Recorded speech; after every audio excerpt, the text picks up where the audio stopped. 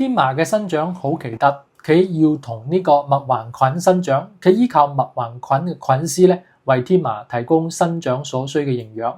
而且呢個菌絲咧，只能係佢莖嘅皮層細胞內生存㗎，佢唔可以進一步咧進入到天麻嘅莖嘅內部㗎。咁呢種神奇嘅中藥咧，其實好常用㗎，好多家庭咧中用天麻嚟煮湯㗎，平時用得比較多。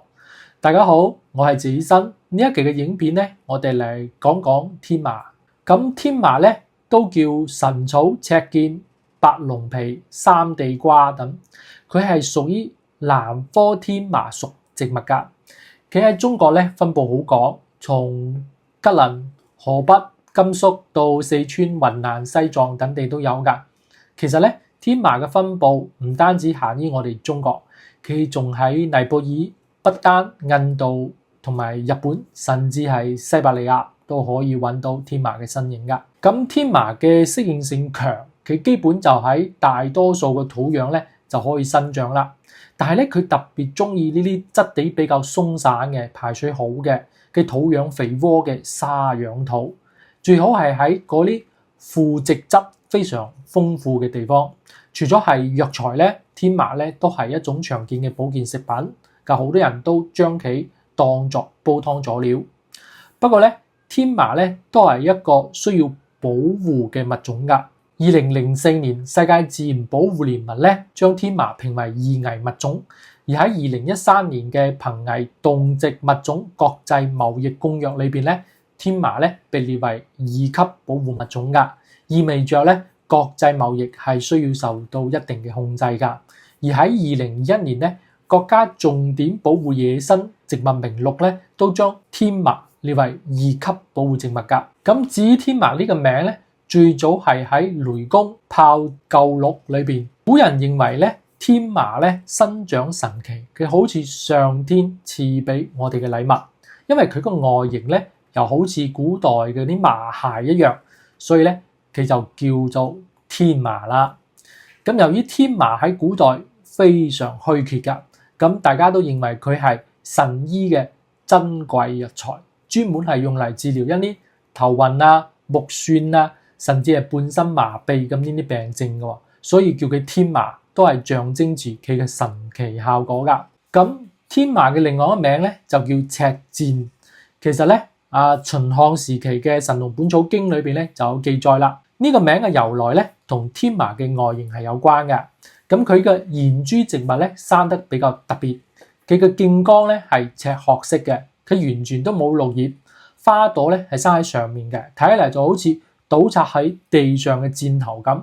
佢個塊莖咧係生得比較粗大肥厚，佢形狀好似橢圓形嘅碩果，佢尖尖又冇根須，整體嚟講就好似一個箭頭一樣。所以咧民間一直有傳說呢個天麻係二郎神啊，為咗懲治呢個九頭鳥而射下嘅定風神箭啊，所以咧天麻又變名為赤箭噶。咁後來喺宋代嘅開寶本草同埋呢個明代嘅本草綱目裏邊咧，呢個名咧就逐漸合併埋一齊，成為咗我哋熟知嘅天麻啦。其實咧天麻嘅藥用價值咧已經有2000幾年歷史喎。咁唐代嘅時候咧，佢已經係非常有名嘅營養保健品啦。咁白居易嘅齋居詩中咧有咁樣一句：香火多相對，分聲久不長。黃芪數時足，赤箭一湯。呢就反映天麻喺古代咧被視為保健食品嘅高價值啦。咁有啲朋友問謝醫生啊，偏頭痛、頭暈可唔可以用天麻㗎？咁雖然咧天麻被封為咧定風神箭定風草息風止痙一流嘅，但係咧唔係所有頭暈都適用天麻嘅喎。如果我哋唔對症服用咧，唔單止效果差，久服咧仲可能傷陰，甚至係加重我哋嘅症狀㗎。咁中醫認為天麻藥味係屬於甘辛嘅，佢嘅性微溫，歸呢個肝經嘅，有息風止痙、平潛肝陽嘅一個功效，最適合係用於治療呢一啲肝陽上亢症嘅頭暈啦。邊啲係肝陽上亢型嘅頭暈咧？咁呢個症咧就表現為平時睇嘢目酸旋轉而且口苦面紅，性格比較急躁，容易發火噶。咁中醫經典《本草正義》講到咧，天麻之質厚重堅實，而明正光潤，富於質液，故能平靜鎮定，養逆以息內風，故有定風草之名。咁現代著名醫家羅天益又講到，眼黑頭暈虛風內作，非天麻不能治，天麻乃定風草，故為治風之神藥啊！唔單止中醫理論咧推崇呢個天麻息風嘅，咁現代藥學理論咧都表明咧，天麻含有天麻素、天麻多糖咁多種成分，可以有鎮靜抗荊棘保護我哋腦神經改善呢個記憶力嘅功效噶。現時咧都根據佢嘅化學成分同埋療效開發咗唔少嘅天麻類嘅製劑噶，例如天麻自食液、天麻素膠囊等，亦都係用於治療一啲腦部疾病嘅治療，效果都唔錯噶。不過咧，如果我哋只係偏頭痛、頭暈就用天麻，咁又大錯特錯啦。我哋氣滯血瘀所致嘅頭暈，或者係我哋氣血兩虛所導致嘅頭暈，如果係服用天麻，可能效果唔好，甚至係症狀加重。所以咧，唔知道自己係咪氣滯血瘀或者係氣血兩虛嘅，就要請中醫師幫忙你嘅辨證啦。更有啲朋友問，謝醫生如何挑選天麻呢？咁我哋挑選品質好嘅天麻咧，第一就要問產地啦。天麻喺我國咧，主要係產於四川、雲南、湖北同埋陝西一帶嘅。以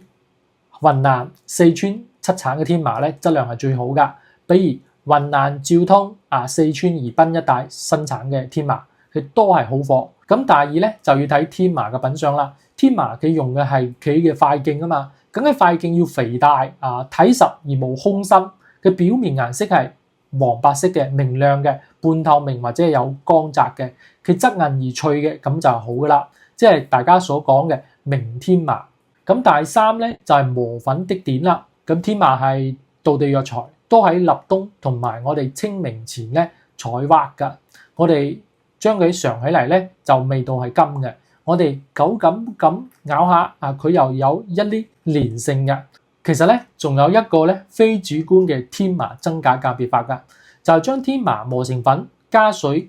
製成10%嘅水浸液，然後咧我哋加碘酒2滴至4滴，佢嘅如果係真天麻嘅話，佢就會紫紅色或者係酒紅色噶。咁有啲朋友可能又會問，嘅謝醫生邊啲人群要慎用天麻咧？咁天麻咧味甘性平歸光經嘅，佢有呢個息風止驚、平養肝陽以及係祛風通絡嘅功效同埋作用㗎。咁臨床上咧，孕婦同埋老年人、兒童咧，或者係一啲氣血兩虛或者有過敏肝功能不全嗰啲人群咧，就要慎用啦，一定要遵醫囑使用。佢下邊7點咧係要注意㗎。咁第一點咧，天麻咧佢有息風止驚係嘛，平養肝陽同埋咧祛風通絡嘅功效㗎。咁孕婦如果使用咗天麻之後咧，可能會出現胎動不安，咁嚴重嘅話咧，可能都會出現先兆流產嘅現象㗎。咁第二點咧，天麻適用於治療一啲肝風內動、頭痛、肢體麻木、手足不遂或者係我哋風濕病痛嘅呢啲病症㗎。佢有明顯嘅抑制中樞神經一個功效，因為老年人嘅身體比較虛弱，佢服用天麻後咧，佢容易出現一啲心律失常㗎，佢需要慎用㗎。咁第三點咧，係因為天麻咧，佢有一個活血化瘀嘅功效啦。細路仔如果係身體健康、體內又冇淤血嘅現象咧，係唔建議食天麻㗎，以免出現影響我哋骨骼發育嘅不良反應㗎。咁第四點咧，天麻祛風嘅效果係比較強，佢容易損傷我哋體內嘅氣血㗎。如果係氣血兩虛嘅現象咧，係唔適宜單獨使用天麻㗎，以免係加重我哋氣血虛弱嘅現象㗎。咁第五點咧，如果有啲朋友咧，佢對天麻係有敏感史或者係自身係敏感體質嘅，就唔適宜食天麻啦，否則容易誘發皮疹、紅疹呢啲過敏現象㗎，對身體會造成不良嘅影響㗎。咁第六點咧，肝功能不全嘅人群咧都唔適宜食天麻㗎，因為藥物都要經過我哋肝臟代謝㗎。如果本身肝功能唔好咧，佢服用呢啲藥物咧，可能會加重我哋肝臟負擔㗎。咁第七點咧，天麻係擅長治療一啲肝風、兼夾痰濕嘅症狀㗎。咁有陰虛火旺嘅朋友，或者係有血虛血燥或者係實現內積導致嘅